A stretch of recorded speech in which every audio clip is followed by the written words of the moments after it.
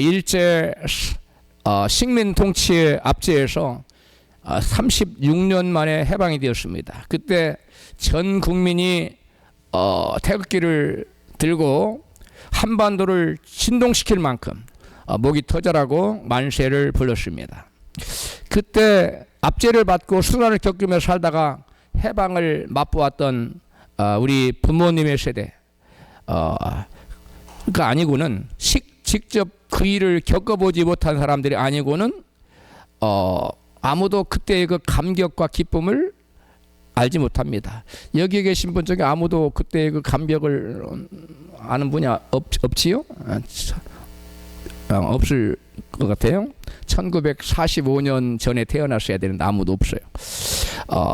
본문은 마치 대한민국이 일제에서 해방되었듯이 이스라엘 백성들이 바벨론에 끌려가서 포로 생활을 하다가 노예처럼 사는 거죠. 70년 만에 돌아온 그 감격을 노래한 그런 내용입니다. 얼마나 기쁘고 감격스러웠으면 꿈꾸는 것 같았도다 라고 표현했을까요? 정말 기가 막힌 표현 아닙니까? 꿈꾸는 것 같았다. 현실 속에서는 도저히 있을 수 없는 일이고 꿈꾸는 것처럼 보였다. 베드로가 감옥에서 나왔을 때 마치 천사가 막 데리고 가니까 꿈인 줄 알았다고 그랬잖아요.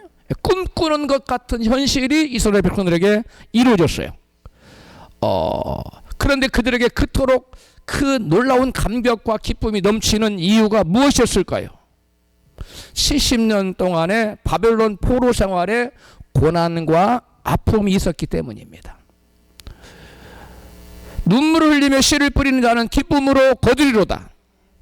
즉 기쁨으로 거두기 전에 눈물을 흘리며 씨를 뿌리는 시간이 그들에게 있었다는 거예요. 할렐루야. 감격과 기쁨의 크기는 고난의 크기와 비례합니다. 고난이 크면 클수록 감격과 기쁨도 더 커지는 거예요. 그런데 그 고난이 무의미한 고난이 아니라 눈물을 흘리며 씨를 뿌리는 그러한 수고일 때, 그러한 고난일 때 의미가 있는 법입니다. 사람들이 큰 감격과 기쁨을 누리지 못하는 것은 눈물을 흘리며 씨를 뿌리려고 하는 수고를 하지 않으려고 회피하기 때문에 생기는 현상은 알릴런지 모르겠습니다. 이스라엘 백성들은 바벨론으로 끌려가서 70년 동안의 눈물을 흘리는 고난의 세월을 보냈습니다. 시편 137편 1절이 그것을 우리에게 단적으로 보여주고 있습니다. 같이 읽습니다. 우리가 바벨론의 여러 강변 거기 앉아서 시온을 기억하며 울었도다. 시온 예루살렘. 예루살렘을 기억하면서 이스라엘 백성들이 고난 중에 옛날 우리가 하나님을 여호와의 전에 나가 예배할 수 있었는데, 그때 우리가 하나님의 은혜를 받았는데, 이렇게 그때를 기억하면서 눈물 중에 여러분 울었다는 거예요. 그들은 예루살렘 성전을 바라보며 고국을 그리워하며 울었습니다. 그런 자들에게 꿈에서조차도 생각지 못한 놀라운 일이 일어났습니다. 바벨론 왕 고레스가 이스라엘 백성들에게 고국으로 귀환해도 좋다고 하는 칙령을 내린 것입니다. 강력한 바벨론의 압제하에 그저 하나님 앞에서 울 수밖에 없었던 무력한 이스라엘 백성들이었는데, 하나님의 전적인 은혜로 고국으로 돌아올 수 있는 길이 열렸다는 것입니다. 그들이 시온을 기억하며 울었기에 오늘 본문 1절의 고백이 있는 것이 아니겠습니까? 같이 본문 1절 시작. 여호와께서 시온의 포로를 돌리실 때에 우리가 꿈꾸는 것 같았도다. 하나님께서 예레미야 선지자를 통해서 70년 만에 이스라엘이 회복되리라, 바벨론에서 다시 70년 만에 돌아올 것을 약속하셨어요. 그러나 이스라엘 백성들은 설마 자기들에게 그러한 일이 일어나리라고는 실제로 믿지를 못했습니다. 왜? 그들을 압제하는 바벨론의 세력은 너무나 강대했고 자기들은 너무나 미약했고 다 뿔뿔이 흩어져 있었어요. 노예였어요. 어떻게 다시 70년 만에 돌아올 수가 있겠습니까? 그렇기 때문에 실제로 그 일이 도래했을 때 그들이 맛보았던 기쁨은 이 말로 형용할 수가 없는 것입니다. 그래서 시인은 여호와께서 시온의 포로를 돌리실 때 우리가 꿈꾸는 것 같았도다고 노래한 것입니다. 중요한 것은 이스라엘이 아무리 고통 중에 울부짖고 기도했을지라도 그들을 돌아오게 하신 분은 여호와 하나님이시라는 사실이에요. 할렐루야. 우리가 아무리 힘들고 애를 쓰고 무언가를 이루려고 해도 하나님이 우리와 함께하지 아니하시고 하나님께 이루시지 아니하시면 그 어떤 일도 이루어지지 않는다는 것입니다. 우리가 죄의 사슬에서 벗어나 하나님께 돌아왔을 때 얼마나 기쁘고 감격스러웠습니까? 그것이 하나님의 전적인 은혜라는 것이에요. 내 힘과 나의 어떠한 공로로 말미암은 것이 아니라 전적으로 하나님 우리가 죄에서 구원받아 하나님의 자녀가 된 것처럼 이스라엘 백성들이 바벨론의 압제에서 자유케 된 것도 전적으로 그들의 노력이나 힘이 아닌 하나님의 은혜로 말미암았다는 거예요. 할렐루야. 그래서 그들은 더 감격을 했던 것입니다. 그러나 그들에게 포로 교환은 아직 완성되지 않고 여전히 진행 중에 있음을 본문 4절로 암시합니다. 같이 읽습니다. 시작. 여호와여 우리의 포로를 남방 시내들 같이 돌리소서. 이 구절을 읽으면 보면은 아직 이스라엘이 시온의 영광을 완전히 맛보지 못하고 아직 회복 중에 있다는 것을 사실을 보여주고 있습니다. 아직 회복이 그들에게 완전히 이루어지지 않았다는 말은 아직 저들에게 구원이 온전히 성취되지 않았다는 그러한 뜻입니다. 민족적으로 그들에게 붙들려 가서 70년 동안 있었는데 2세대, 3세대까지 자녀들이 나왔을까? 아니면 빨리빨리 결혼한 사람들은 4세대까지 나왔어. 거기서 자리 잡고 이미 살았어요. 그래서 고국으로 돌아가면 하나님께서 놀라운 축복을 주실 거라고 하는 선지자들의 격려를 받고서도 거의 대부분은 돌아오지 못하고 여전히 바벨론에 머물러 있었습니다. 그래서 포로 귀환은 완전히 이루어지지 않았어요. 그리고 이미 돌아온 자들조차도 돌아가면 여호와께서 계시는 여호와의 성전이 있는 곳에 돌아오면 놀라운 축복이 예비될 것이라고 돌아와 봤는데 70년 묵은 땅이 있어요. 그 어떤 것도 기대할 수 없는 그런 척박한 땅이에요. 그들의 삶은 그들의 기대와 다르게 너무 힘들고 어렵고 앞이 보이지 않은 암담한 상태였어요. 마치 황량한 네게부 그 남방 시내들 같이. 남방 시내 그 네게부의 그 남방 시내는 어떤 곳이냐? 여름에는 비가 안 와서 아주 물 한 방울 없는 황량한 죽은 들입니다. 그러다가 가을이 되면은 일시에 폭우가 내려서 그 죽은 것 같던 그러한 네게부 사막지대가 완전히 모든 생명이 약동하는 생명의 땅으로 졸지에 바뀌고 맙니다. 할렐루야. 그래서 이들은 우리의 포로 귀환이 완전히 이루어지기를, 민족적으로는 포로 귀환이 완전히 성취되기를 그 메마른 광야가 폭우가 내려서 옥토로 바뀌듯이 또 자기들의 현재 어려운 삶이 죽은 것 같은 네게부 그 광야에 죽은 것 같은 그런 어려운 삶의 형편이 폭우가 내려서 생명으로 바뀌는 듯이 자기들의 삶도 바뀌기를 원하는 의미로 여호와여 우리의 포로를 남방 시내들 같이 돌려달라고 바꾸어 달라고 기도한 것입니다. 할렐루야. 우리도 마찬가지입니다. 우리가 예수 믿고 구원받은 감격은 있지만 현실을 보면 우리의 삶 가운데 아직 황량한 광야와 같은 네게부 그 황량한 광야와 같은 그러한 처지에서 온전히 벗어나지 못한 부분들이 여러 부분이 우리의 삶 가운데 있지 않습니까? 경제적인 문제나 또 건강의 문제나 또 삶의 여러 가지 환경의 정황에서 우리가 예수를 믿는다고 해서 우리의 삶 가운데 온전한 구원이 아직 이루어지지는 않은 것입니다. 온전한 구원은 여러분 우리가 예수님께 갔을 때 온전한 구원이 이루어지고 우리가 그 가기 전에 또 많은 구원을 온전한 구원에 가깝게 나아가야 될 줄로 믿습니다. 그렇기 위해서 우리도 이스라엘 백성들처럼 하나님이여 예수님이시여 성령님이시여 우리의 포로를 남방 시내들 같이 돌려주소서. 할렐루야. 우리도 이와 같이 기도할 때 우리의 삶 가운데 놀라운 구원의 역사가 점진적으로 여러분 확장될 줄로 믿습니다.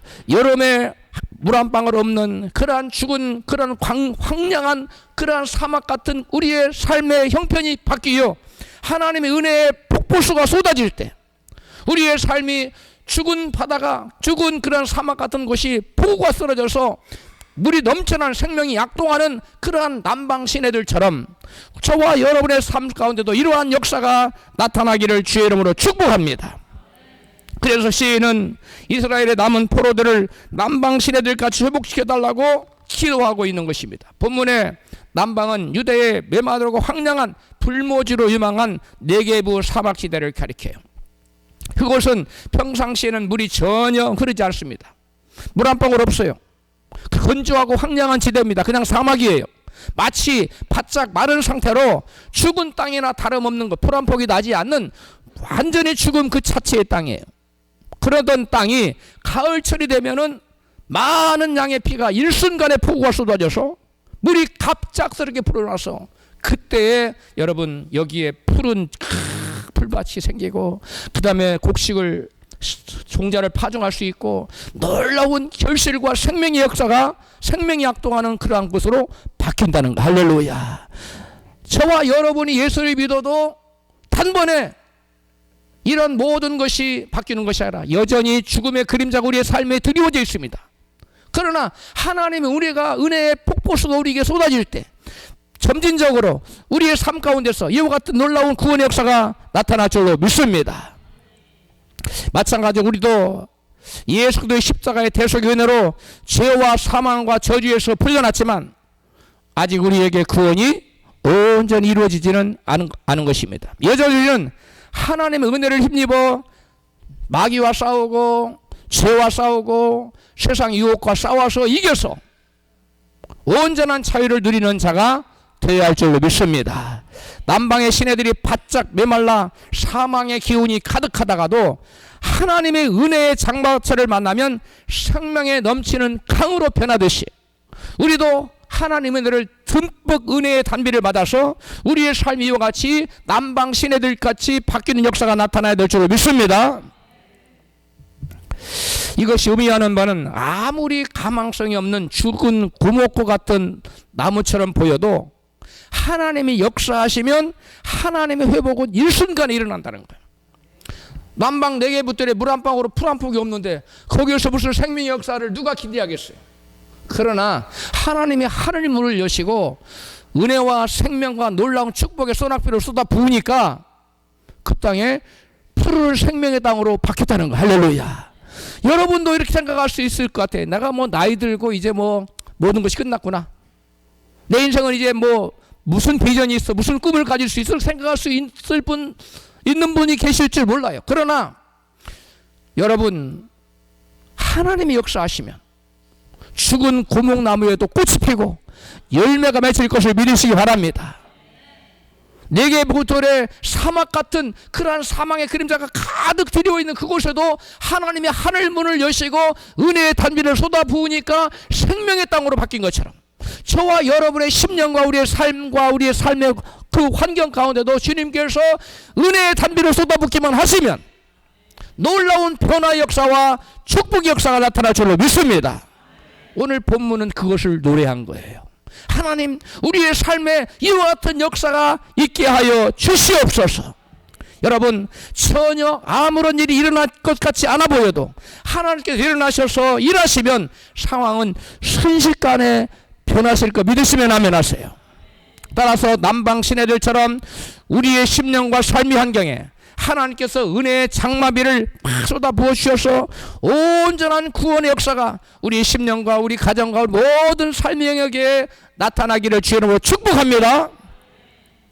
그러면 우리의 심령이 남방 시내처럼 바짝 메마른 그 심령이 변하여 우리의 마음이 옥토로 변하려면 어떻게 될까요?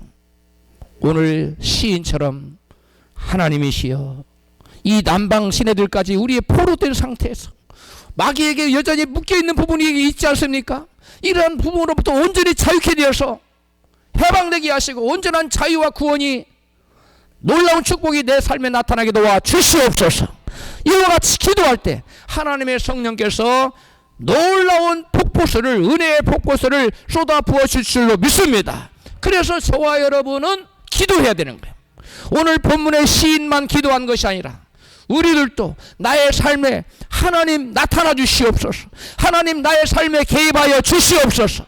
우리가 기도할 때 우리 하나님이 우리의 삶에 나타나 줄 줄로 믿습니다.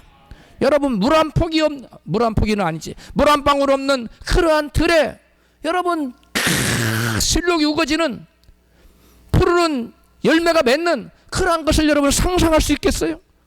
마찬가지로 우리의 삶 가운데 도저히 이러한 것이 일어날 수 없을 거야 라고 생각했던 그런 것조차도 우리가 상상치 못한 것들도 하나님이 함께 하셔서 은혜의 문을 열면, 하늘 문을 여시면 놀라운 변화 역사가 나타난다 사실을 믿으시면 그게 아멘 하십시다. 할렐루야. 여러분 삶이 아직 메마른 남방 광야에 메마른 시내 같습니까? 뭐 하나 제대로 되는 것이 없습니까? 염려하지 마십시오. 우리 하나님은 역전의 명수십니다. 그의 말 투아웃에 나타나십니다. 그래서 홈런을 치게 하셔요.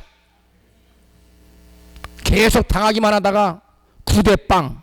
그런데 9의 말 투아웃. 사람들은 다 장중에서 끝났다 나가는 하나님 그때 나타나셔서 그 말로 홈런을 한 3번쯤 때리게 하시면 모든 역전이 바뀝니다. 할렐루야. 목사님 어떻게 말로 홈런이 3번이나 나타납니다. 우리 하나님이 나타나시면 말로 홈런이 3번이 아니라 10번도 나타날 수 있는 줄 믿으시면 그게 아멘 합시다. 우리의 삶에 놀라운 기적을 우리가 기대할 수 있는 것은 전능하신 하나님, 무에서 유를 창조하시고 없는 것을 있게 하시며 죽은 자를 살리신 그 하나님이 나와 함께 하셔서 우리의 삶을 바꾸실 수 있다는 것입니다. 할렐루야. 그 하나님이 내 안에 계시고 나와 함께 나를 도와주시는 것입니다. 할렐루야. 그걸 믿으시기를 주 이름으로 축복합니다. 여러분 야곱에게서 그런 역사가 나타났어요. 요셉에게도 그랬습니다. 깊은 감옥에 가서 모든 것이 끝났다고 생각해서 하나님 나타나셨어요. 모세에게도 40년 광야에 80 노인이라 이제 모두 끝났다고 생각할 때 하나님이 구의 말 투아웃 때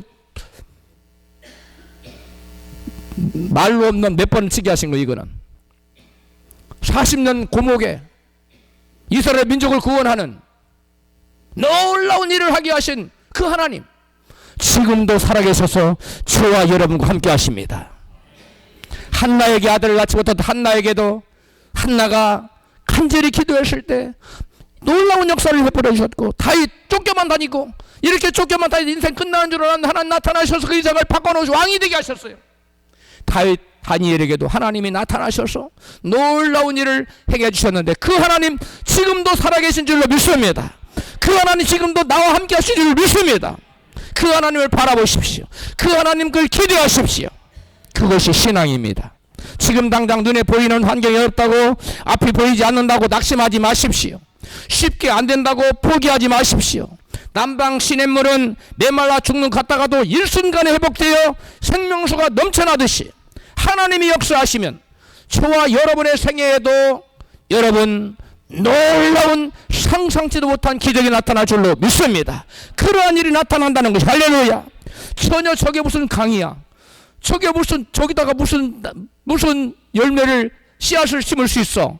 그런 그 땅들이, 광야 같은 그런 땅들이 하나님이 비를 내리시니까 전혀 상상치도 못한 큰 강을 이루었고 여러분 놀라운 열매들을 수확할 수가 있게 된 것입니다. 하나님이 역사하시면 그렇다는 것입니다. 그 하나님 저와 여러분의 역사하기를 주의 이름으로 축복합니다. 이스라엘 백성들은 하나님에 계신 예루살렘에 돌아오면 여호와의 충만한 복이 기다리고 있을 것이라고 기대하고 설레는 마음으로 부푼 꿈을 안고 돌아왔어요. 그런데 거기에 돌아와 보니 현실은 그들의 생각과 전혀 달랐습니다. 약속의 동안 무려 70년 동안 방치되었어요. 여러분 1년 2년만 땅을 안 가꾸고 나와도 잡초가 오가지고 이야 이거다가 뭘 심을 수 있을까 싶은데 무려 70년 동안 묵혀 있었어요. 거기다가 뭐 여우들이 집도 져놓고 뭐 별의별 그런 상황에 뭘 기대할 수가 있겠어요. 바짝 메말랐고 척박하기 그지없는 땅입니다. 그 어떤 열매를 기대할 수 없는, 상상할 수 없는 그런 땅으로 여러분 바뀌고 말았어요. 씨앗을 심는다고 수출을 거두리라는 그런 보장이 전혀 없어 보였습니다. 이제 꿈꾸던 감격은 사라졌습니다. 이 삶과 현실은 그 갭이 너무나 컸습니다. 그럼에도 불구하고 시인은 이같이 고백합니다. 본문 6절에 같이 있습니다. 시작. 울며 씨를 뿌리러 나가는 자는 정령 기쁨으로 그 단을 가지고 돌아오리라. 아무리 척박한 땅일지라도 울며 씨를 뿌리면 믿음으로 씨앗을 뿌리면 우리 하나님께 도우셔서 기쁨으로 단을 가지고 돌아오게 하실 것이라는 믿음의 고백이에요. 이게 이러한 고백을 여러분도 할 수 있기를 축복합니다. 내가 지금 씨를 뿌릴 환경이 아니에요. 그러나 내가 믿음으로 씨앗을 뿌리면 우리 하나님께서 기쁨으로 축복의 단을 가지고 돌아오게 하는 날이 있다고 이 시인은 노래하고 있는데, 이 시인의 고백으로 그치는 것이 아니라 오늘날 저와 여러분의 고백으로 바뀌어야 될 줄을 믿습니다. 하나님, 제가 지금 어디에다 무슨 씨앗을 뿌린들 무슨 열매가 나겠어요? 무슨 열매를 기대하겠어요? 하나님 뒤형편을 다 하시는데, 그럴지라도 그런 생각이 내 마음에 가득할지라도 하나님께서 함께 하시면 하나님께서 일을 이루신다는 믿음을 가지고 여러분 믿음으로 씨앗을 뿌리면 우리 하나님께서 그 이후에 우리가 생각할 수 없는 놀라운 축복의 달을 가지고 돌아오게 하신다는 거예요. 이러한 믿음의 고백이 있으시기를 주의 이름으로 축복합니다. 여러분, 우리 예수님 말씀하세요. 내 믿음대로 될지어다.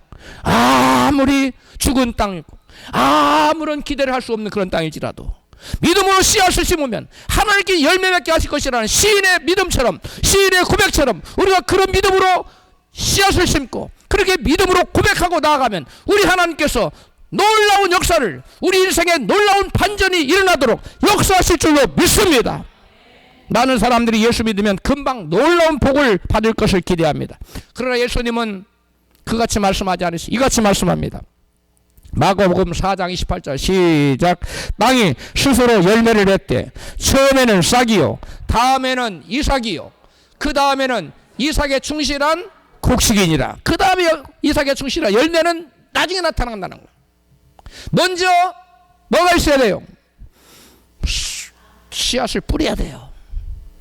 그리고 씨앗을 뿌린 다음에 뭐 해야 돼요? 씨앗이 땅에 떨어져 죽어야 돼요. 그러면 싹이 납니다. 그리고 이삭이 나고 그 다음에 이삭에 충실한 곡식이 열매가 맺히는 거예요. 할렐루야. 우리가 기대하는 바는 열매입니다. 우리가 기대하는 바는 여러분 곡식이에요. 그런데 그 사람들은 심자마자 그냥 곡식이 탁 땅에서 올라올 줄 압니다. 그렇지 않아요.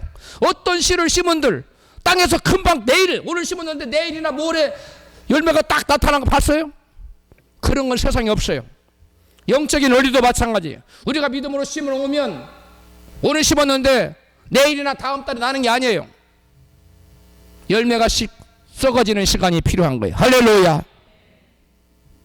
여러분, 고구마 순을 땅에다 심어 놓으면 고구마가 그 다음에 열려가지고 주렁주렁 나오는 게 아니라 뿌리를 내려야 돼요. 그 다음에 고구마를 심었으면, 순을 심지 않고 고구마를 심었으면 고구마가 먼저 썩어야 돼요. 그래서 거기서 열매가 뿌리를 내리고 싹이 나고 열매가 나고 땅속에서는 고구마가 맺히는 거예요. 여러분, 고구마 순을 심었으면 뿌리를 내리고 싹이 돋고 땅속에서 점진적으로 고구마가 크고 있다는 사실을 믿고 기다려야 돼요. 할렐루야. 조급한 농부가 왜 고구마가 안 달리지 맨날 가서 뽑아본다면 고구마가 몇 개 열리겠어요? 하나도 안 다 죽어버리고 맙니다. 오늘날 신앙인 중에 많은 사람들이 뭔가를 심어놓고 열매가 금방 하나 열매를 몇 개 안 하신다고 맨날 뽑아봐. 그리고 시험대로 낙심해버려요. 그러면 어떤 것도 기도할 수 없습니다. 여러분, 세상 말에 로마도 하루아침에 이루어지지 않았다는 말이 있습니다. 그렇다면 과연 하나님 나라는 하루아침에 이루어지겠습니까?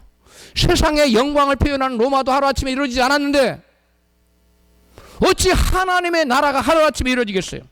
여러분, 한 송이 국화꽃을 피우기 위해서도 여러분 봄부터 소쩍새가 그렇게 울어대고 천둥은 먹구름 속에서 그렇게 울었다고 시인은 노래하는데 하물며 천국에 꽃이 피고 천국의 열매가 하루아침에 피고 맺겠습니까? 여러분, 세상에 국화꽃 한 송이도 피는데 소쩍새도 막 울고 천둥도 막 치고 많은 시련과 환난의 때를 지나야 된다는 거예요. 그런데 하물며 영원한 하나님의 나라의 열매를 우리가 먹고 살려면 우리가 많은 시련의 때와 고난의 때와 또 낙심의 때와 여러분 절망의 때도 다 통과해야 되는 거예요. 할렐루야. 이것을 뭐라고 말하느냐? 씨가 죽는 기간이라고 말해요. 씨가 먹는 뭐 하는 시간이에요? 죽어야 돼요. 씨가 뿌린 씨앗이 썩어야 돼요. 울며 씨를 뿌린다는 것은 형편과 환경적으로 도저히 씨앗을 심을 수 없는데도 불구하고 믿음으로 심는 것을, 씨앗을 심는 것을 말합니다. 물질적으로 너무 쪼들려요. 나 먹고 살기도 힘들어요. 그런 어려운 상황에서도 주님을 위해서, 몸된 교회를 위해서 자기 쓸 것을 안 쓰고 믿음으로 하나님께 드릴 때, 이것이 바로 눈물을 흘리며 씨를 뿌리는 경우예요. 건강이 안 좋아요. 그래서 자기 건강만 생각하면 교회 나와서 봉사할 수 없어요. 그럼에도 불구하고 믿음으로 교회를 섬기는 것은 바로 눈물을 흘리며 씨를 뿌리는 것입니다. 교회 행사가 있어요. 교회 행사를 위해서 회사에서 연차를 너무 다 써버려서 낼 수가 없어요. 내가 연차 냈다가는 잘릴 것 같아요. 그럼에도 불구하고 수원에 그런 집사님 계시는데 연차를 냈어요. 사표를 떠갖고 나갔는데 하나님이 그 사장의 마음을 이리 오라고 사무실에 들어갔더니 계속 사람 구조조정하고 사람 내쫓는 과정인데, 당신은 이 회사에 가장 믿을 만한 사람이니까 절대 유동하지 말고 나와 함께 끝까지 가자고. 할렐루야. 여러분, 주님을 위해서 눈물을 흘리며 씨를 뿌리니까 우리 하나님이 기쁨으로 단을 가지고 돌아오게 만드는 거예요. 할렐루야. 여러분, 교회 다니엘 기도회에 참석하기 위해서 온 가족이 가족여행 가는데 그걸 빠지고 다니엘 기도회에 참석하는 것을 제가 보았습니다. 그것도 바로 역시 눈물을 흘리며 씨를 뿌리는 한 경우입니다. 믿음이 좋은 사람은 여러분 웃으면서 씨앗을 뿌려야 되지 않을까요? 이렇게 질문할 수 있어요. 아무리 믿음이 좋은 사람도 씨를 뿌릴 때 자기에게 큰 불이익이 닥칠 것을 알면서 웃으면서 태연하게 씨를 뿌릴 사람은 세상 천지 없습니다. 그렇지만 믿음의 사람은 자기에게 닥쳐올 불이익을 감수하면서라도 하나님의 선하신 뜻을 이루기 위하여, 하나님을 기쁘시기 위하여 울면서 자기를 희생하면서 희생의 씨앗을 뿌리는 것이 할렐루야. 이와 같은 씨앗을 뿌리는 자에게 하나님께서 기쁨의 단, 축복의 단을 가지고 돌아오게 하신다는 거예요. 할렐루야.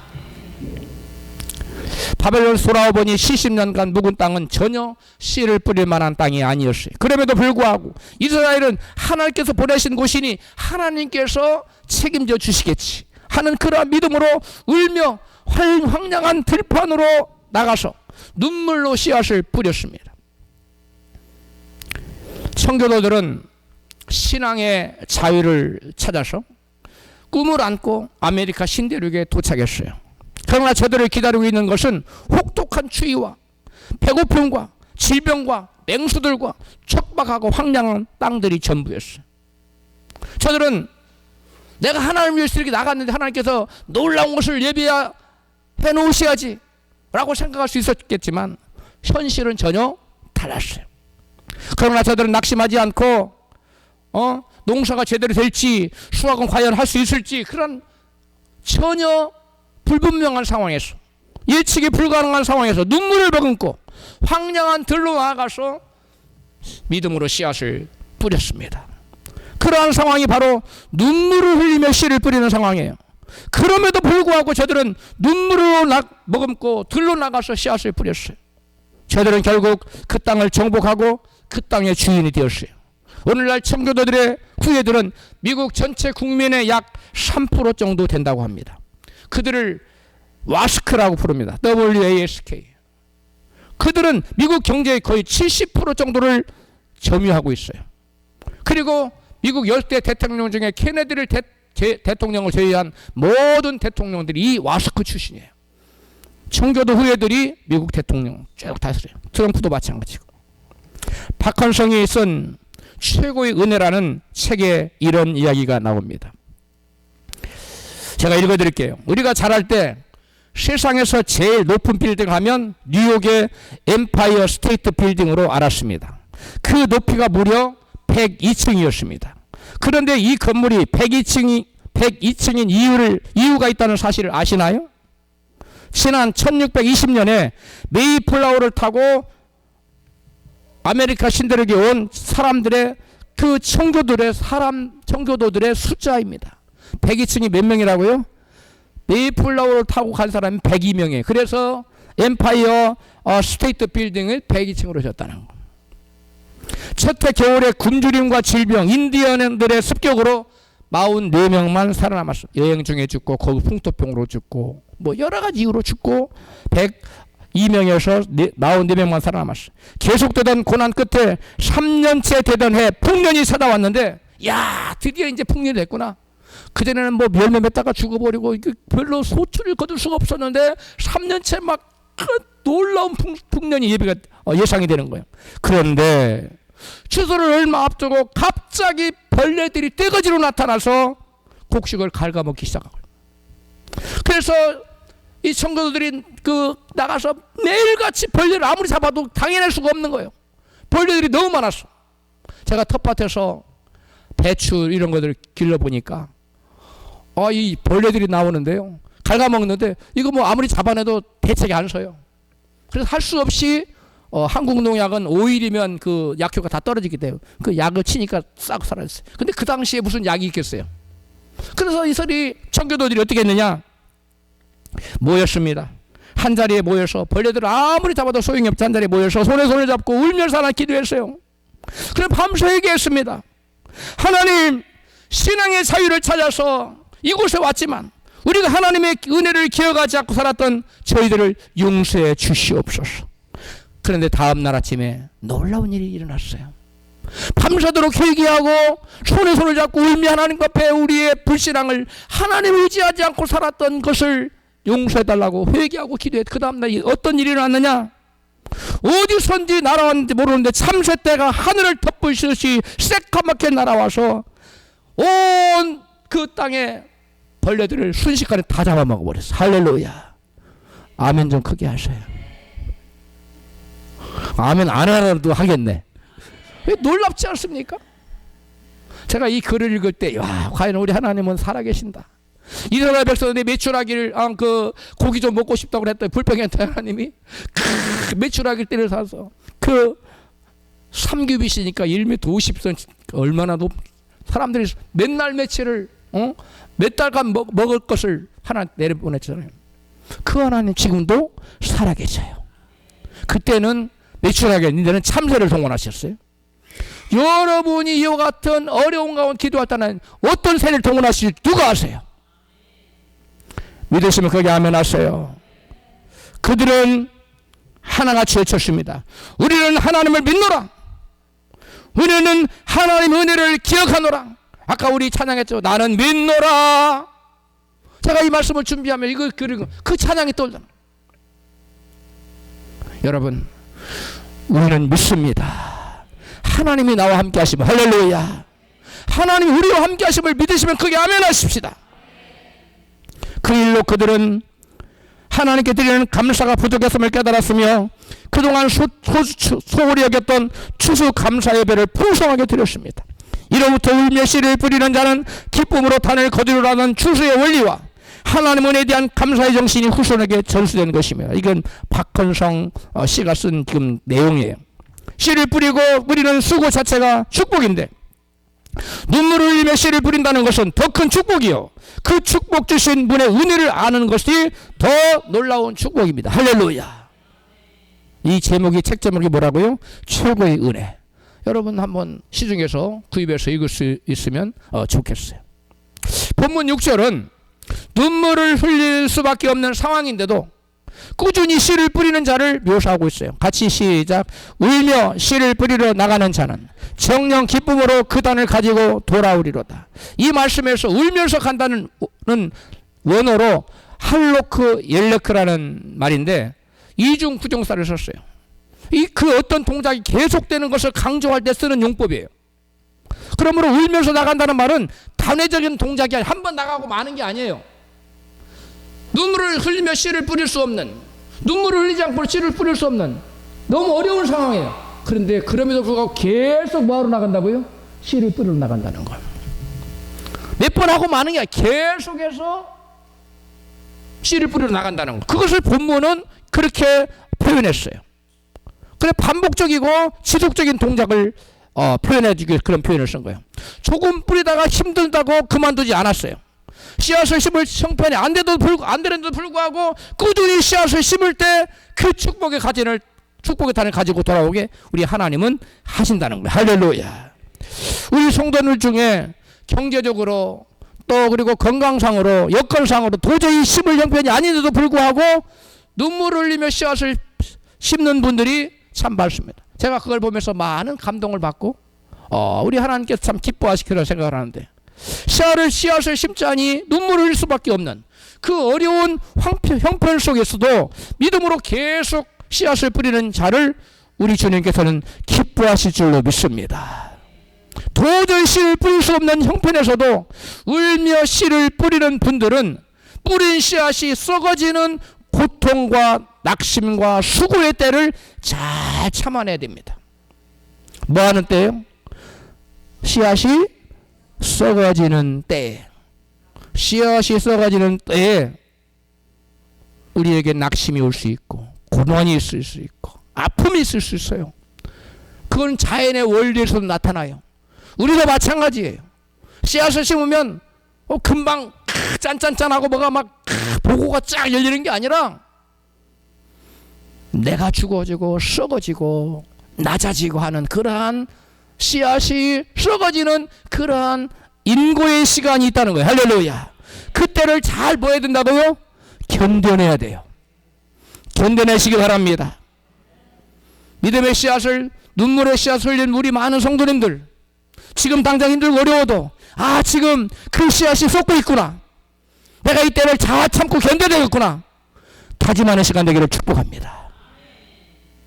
하늘의 밀알이 땅에 떨어져 죽지 아니하면 하늘 그대로 있고 죽으면 많은 열매를 맺느니라. 할렐루야. 하늘의 밀알이 땅에 떨어져 죽지 않고 그대로 있으면, 안 죽으면, 썩지 않으면 그대로 있어요. 근데 썩으면 많은 열매를 맺어요.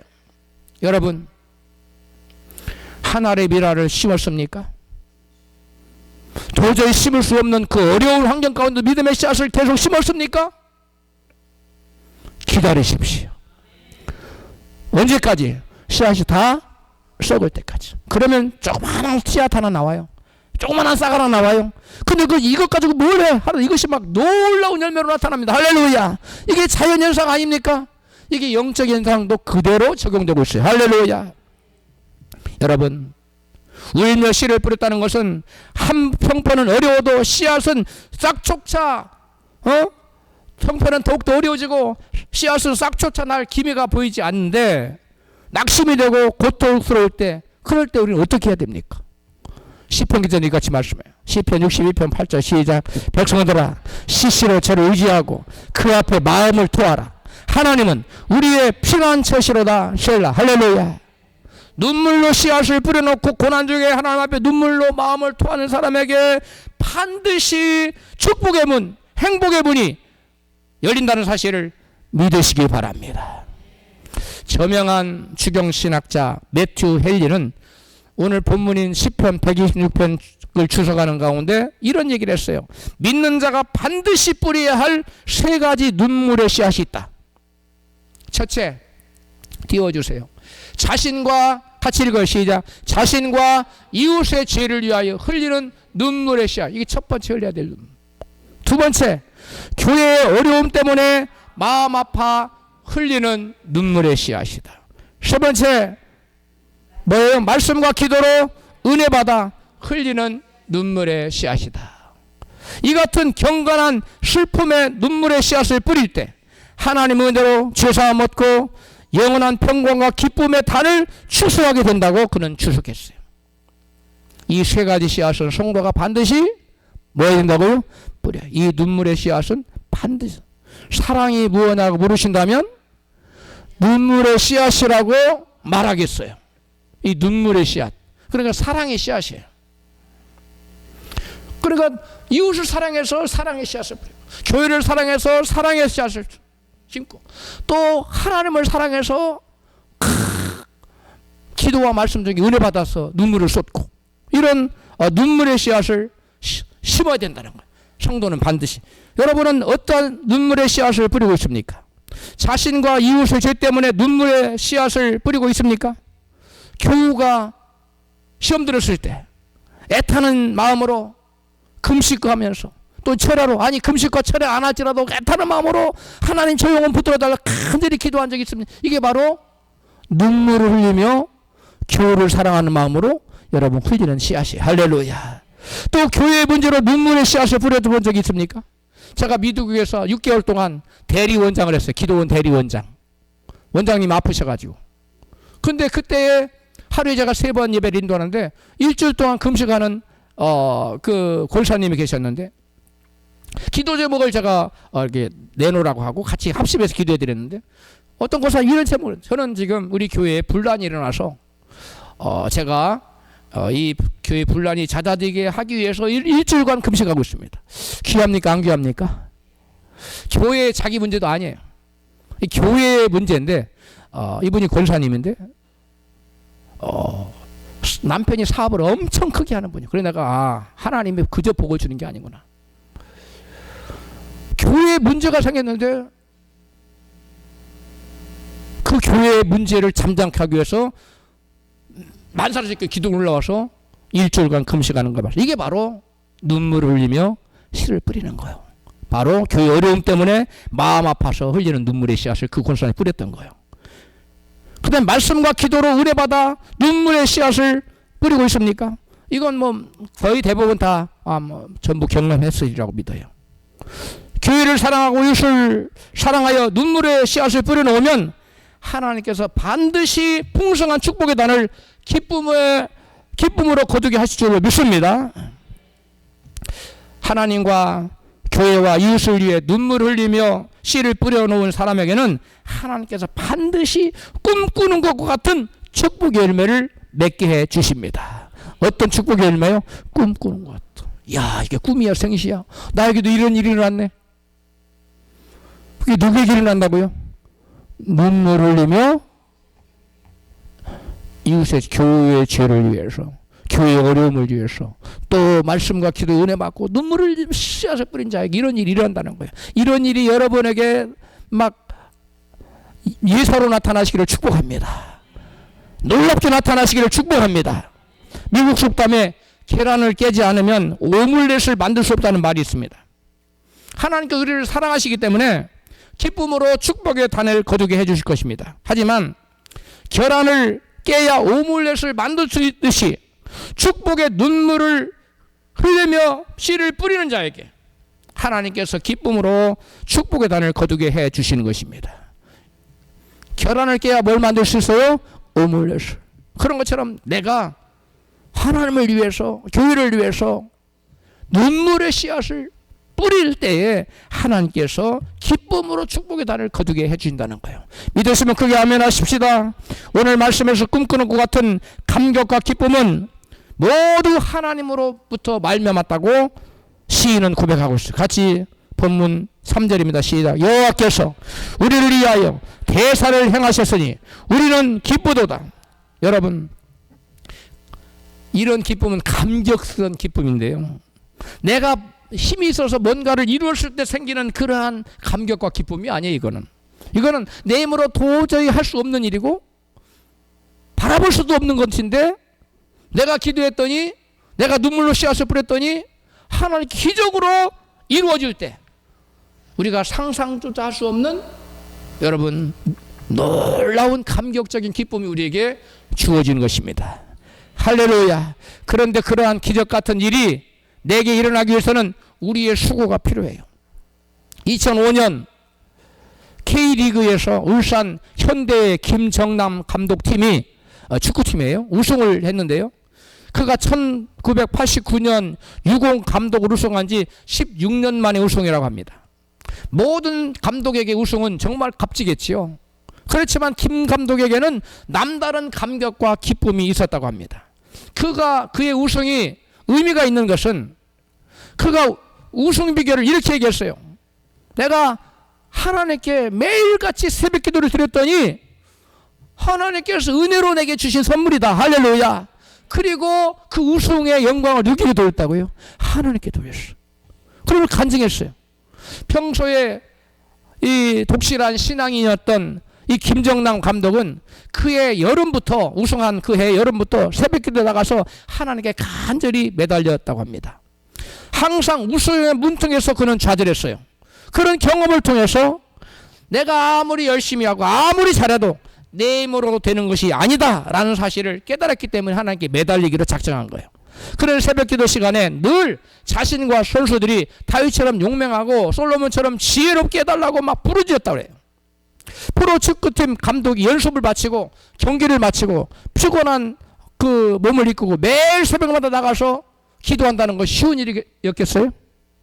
아니지요. 하지만 그는 하루도 쉬지 않고 경기가 있는 곳에서마다 여기저기 경기를 하는 교회를 찾아서 기도할 교회를 찾아서 여러분 나가서 매일같이 새벽 기도를 들어갑니다. 그 결과 그가 플레이오프전에 진출하고 우승을 하게 되었을 때 하나님의 은혜가 얼마나 감사하고 얼마나 큰 감격과 얼마나 큰 기쁨이 그 심령에 넘쳐났겠어요. 여러분에게도 이와 같은 기쁨과 감격이 있기를 축복합니다. 그에게 눈물 흘리며 기도의 씨앗을 뿌리는 수고가 있었기 때문에 그 감격과 기쁨이 남달랐던 것입니다. 김정남 감독이 시즌을 지내는 동안 피곤하고 힘들어서 교회로 가지 않고 그냥 숙소에서 기도를 했어도 될 것입니다. 기도를 했을 수도 있어요. 그것만 해도 얼마나 훌륭합니까? 그런데 그가 아무리 힘들어도 교회를 찾아가 무릎을 꿇고 눈물을 흘리며 기도의 씨앗을 뿌렸기에 그 감격과 기쁨은 여러분 너무나 큰 것이었어요. 큰 기쁨과 감사는 눈물과 땀을 흘리는 사람들이 누려야 하는 놀라운 축복입니다. 여러분이 자녀를 위해 축복 기도를 해주잖아요. 그때 그 기도할 때 요행을 구하는 기도보다는 이 아들이, 이 딸이, 하나님의 딸이 눈물을 흘리며 씨를 뿌리는 자녀가 되도록 도와주세요. 이렇게 기도해 하십시오. 이게 진정한 축복이고 더 큰 축복이에요. 열심히 공부하지 않았는데 요행으로 좋은 데 가는 것도 축복이에요. 실력도 안 되는데 좋은 직장에 들어간 축복이지만 더 큰 축복을 바라보라는 거예요. 더 큰 축복을 구하라는 거예요. 그럼 더 큰 축복은 어떤 거냐? 하나님께서 땀과 눈물을 흘리고 열심히 공부한 자녀에게 넘치는 축복을 주시어서 행복한 인생을 살게 되는 것이 보다 더 큰 축복 아니겠어요? 그러한 축복을 구하시라는 거예요. 열심히 노력해서 실력을 쌓아 좋은 직장에 들어가서 자기 능력을 발휘하며 사는 것이 요행보다 더 큰 축복이에요. 본문은 우리가 눈물을 흘리며 씨를 뿌리는 삶을 살 때 주시는 놀라운 축복을 이같이 말씀합니다. 본문 2절입니다. 시작. 그때 우리 입에는 웃음이 가득하고 우리 혀에는 찬양이 찼었도다. 열방 중에서 말하기를 여호와께서 저희를 위하여 대사를 행하셨다 하였도다. 여러분 그 은혜를 기억하는 것이 축복이에요. 여러분 하나님 은혜를 받으신 적 있습니까? 여러분 그 은혜를 기억하십시오. 은혜를 기억하지 못하는 자에게는 축복이 없습니다. 왜냐하면 은혜를 기억하지 못하는 분은 감사하지 못하고 도리어 원망하고 불평하기 때문입니다. 원망하고 불평하면 누가 찾아와요? 마귀가 찾아와요. 되는 것도 다 막아버려요. 아무리 형편이 어려워도 이전에 베푸신 하나님 지금 살아가셔서 내게 역사하시고 은혜를 베푸실 것을 믿고 감사하면 감사로 제사를 드리는 자가 나를 영화롭게 하느니 그 행위를 옳게 하는 자에게 내가 하나님의 구원을 보이리라. 사람만 힘 있는 사람만 나타나서 우리를 구원해주면 좋은데 하나님의 구원을 보여주겠다는 할렐루야. 누구에게? 감사로 제사를 드리는 자에게. 우리 옆에 계신 분에게 감사로 제사를 드리십시오. 할렐루야. 심을 형편이 안 되는 대로 믿음으로 계속 눈물을 흘리며 씨앗을 심었는데 아무것도 이루어진 일이 없고 앞길이 막막하기만 합니까? 그럴지라도 낙심하지 마십시오. 하늘의 밀이 땅에 떨어 죽지 아니하면 하늘 그대로 있고 죽으면 많은 열매를 맺느리라는 요한복음 12장 24절의 주님의 말씀처럼 눈물을 흘리며 씨앗을 뿌렸을지라도 싹이 나고 열매를 맺기 전에 먼저 하늘의 이 밀알이 뭐하는 시간? 썩는 시간, 죽는 시간이 있다는 거예요. 그때 우리에게는 고통이 따라오고 아픔이 따라오고 여러분 괴로움 그러한 시간이 우리에게 지나갑니다. 그러한 시간이 있다는 거. 그 시간을 참지 못하고 고구마 순 갖다 매일 뽑아버리면 고구마는 안 열려요. 하늘의 밀이 땅에 떨어져 죽어야만 많은 열매를 맺는다는 주님의 말씀이 저와 여러분에게 이루어질 줄로 믿습니다. 그러므로 주님과 주님 나라를 위해서 낙심하지 말고 눈물을 흘리며 계속 씨를 뿌리시어 마침내 주님께서 주시는 축복의 단을 기쁨으로 거두시기를 주님의 이름으로